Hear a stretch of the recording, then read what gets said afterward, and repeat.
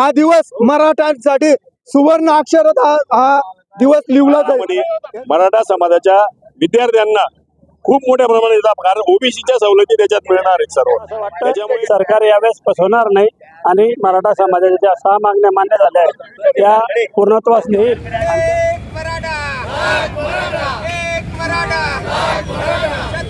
स्वतःचा जीव गेला तरी चालेल, परंतु पोरांना आरक्षण मिळवून देणार या भूमिकेवर ठाम राहिलेले मराठा योद्धा मनोज जरांगे पाटील यांच्या लढ्याला अखेर कालच्या दिवशी यश आलेलं आहे।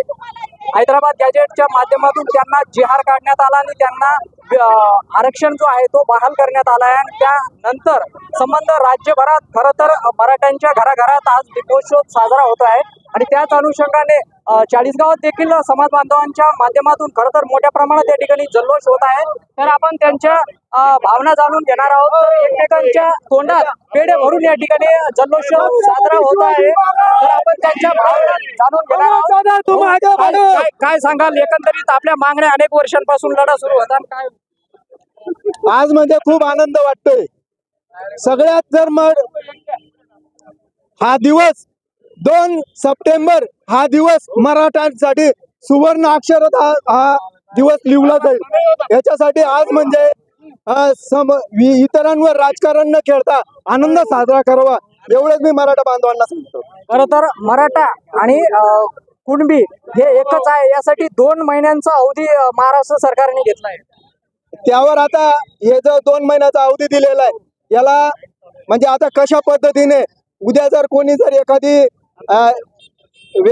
बांधवांना कोणी दुसऱ्या बांधवांना जर कोर्टात जर काही हे केलं त्यासाठी ते 2 महिन्यात जर कशी जी म्हणजे काय नियमावली वगैरे तयार करता येईल त्यासाठी दादांनीच सांगितलेलं आहे की एवढ्या 8-10 दिवसात तुम्हाला कशा पद्धतीने आपल्याला हे करता येईल, म्हणजे आपलं आरक्षण उठलं नाही पाहिजे बुवा, यासाठी ते समोरचे व्यक्ती प्रयत्न करतील। खरं तर आरक्षण उठू नये यासाठी मनोज जरांगे पाटील यांनी सरकारला 2 महिन्यांची अवधी दिल्याचं या ठिकाणी प्रतिपादन करण्यात आलं आहे। भाऊ, कसं काय सांगाल, खरं तर आरक्षण बहाल करण्यात आलंय, कशा प्रकारे मुलांना याचा फायदा होणार आहे?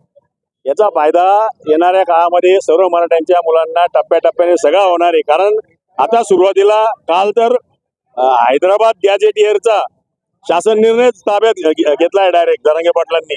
त्याच्यामुळे पहिल्या टप्प्यामध्ये मराठवाड्यातले मराठे आरक्षणात गेले आणि ते कुणबी म्हणून सर्टिफिकेट मिळणार, म्हणजे ते ओबीसी सर्टिफिकेट त्यांना मिळणार आहे, ओबीसीतून आरक्षण त्यांना मिळेल।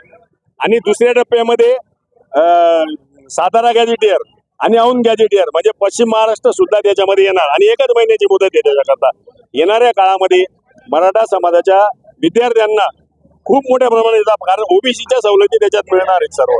त्याच्यामुळे आमचं शासनाला एकच सांगणं आहे की शासनाने हे जे आरक्षण दिलंय, जो शासन निर्णय दिलाय ते टिकवण्याची जबाबदारी सुद्धा शासनाने घेतली पाहिजे।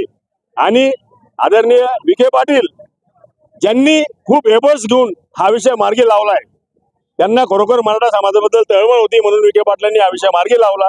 म्हणून आदरणीय उपसमितीचे अध्यक्ष आदरणीय विखे पाटील आणि सन्माननीय मुख्यमंत्री देवेंद्र फडणवीस यांनी ती जबाबदारी घेतली पाहिजे आरक्षण टिकवण्याची।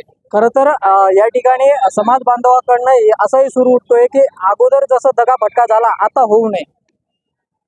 राज्य सरकारने यावेळी हमी दिली आहे, त्याला छत्रपती शिवाजी महाराजांचे वंशज शिवेंद्रराजे भोसले त्या ठिकाणी उपस्थित होते आणि जरांगे पाटील साहेबांनी त्यांचा शब्द घेतला आहे की ही जबाबदारी तुमची आहे, आमचं तुमच्यावर खरी श्रद्धा आहे आणि तुमच्यावर विश्वास आहे।